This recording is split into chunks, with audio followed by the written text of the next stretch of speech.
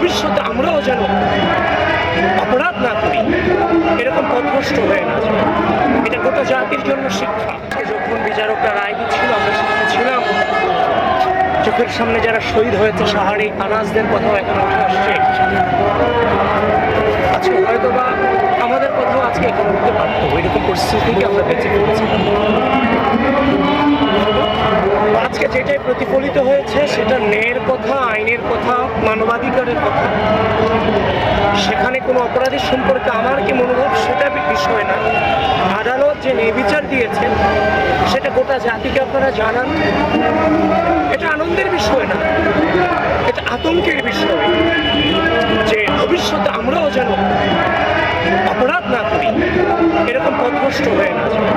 এটা গোটা জাতির জন্য শিক্ষা। এটাতে আমি আনন্দিত নই, আমি আতঙ্কগ্রস্ত এবং ভীতসন্ত্রস্ত।